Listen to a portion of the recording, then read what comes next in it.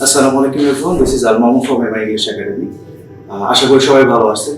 আজকে ঠিক নতুন আরেকটা স্টোরি নিয়ে আমরা চলে আসলাম। ভাইয়ের সাথে আমরা আজকে কথা বলবো। ভাই আমাদের সাথে রিসেন্টলি জয়েন করেছিলেন এবং মাত্র 2 মাস আমাদের এখানে কোর্স করেছেন এবং তার স্কোর আসে 6। তো ভাইয়া থেকে আমরা যেটা শুনবো আজকে তার স্টোরি। ভাই আপনার নাম এবং ডিটেলস। আমার নাম মোহাম্মদ জুমুল সাইফ। আমি রিসেন্টলি ঢাকা ইউনিভার্সিটি থেকে অনার্স শেষ করেছি। এখন মাস্টার্সের জন্য বাইরে যাওয়ার প্রিপারেশন নেওয়ার জন্য আইএলটিএস করা।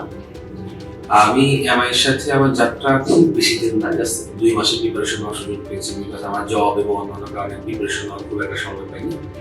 বা যতটুকু সময় দেওয়ার চেষ্টা করেছি, এখান থেকে যে ফিডব্যাকটা পেয়েছি আলহামদুলিল্লাহ অনেক ভালো ছিল। আমি ইউজুয়ালি অফিস শেষ করে জাস্ট বাসায় যাওয়ার পথে যে সময়টা পাইতাম ওই সময়টাই যে এখানে ক্লাসটা করে আবার বাসা চলে যেতাম। খুব একটা বাসা প্রিপারেশন না আমার সময় পাইছি সেটাও হয়নি। যতটুকু আমার স্কোর আসছে এইখানে বসে যতটুকু লার্নিং, ওই লার্নিং এর উপর থেকেই যে এই 6 স্কোরটা। আর মক টেস্টও তো সময়ের অভাবে খুব বেশি দিতে পারিনি, 3টা দিতে পেরেছিলাম। বাট ওভারঅল তারপর যে যায় আসছে আলহামদুলিল্লাহ। এবং মাস্টার্সের জন্য যেতে চাচ্ছেন, ভাইয়ার প্রেফারেবল সাবজেক্ট কোনটা ছিল? Supply chain. আমি আমাদের আরেকটা প্রতিষ্ঠান আছে এইচে, তো ভাইয়ের সাথে আমি রিসেন্টলি তার কথা বলেছি, আমাদের একজন কাউন্সিলর। ভাইয়ের প্রেফারেবল বেশ কয়েকটা কান্ট্রি আছে, বাট সামহাউ উনি যদি এইচে সিলেক্ট করে এবং ইউকের জন্য প্ল্যানিং করে 6 কিন্তু হয়ে যাবে, রাইট?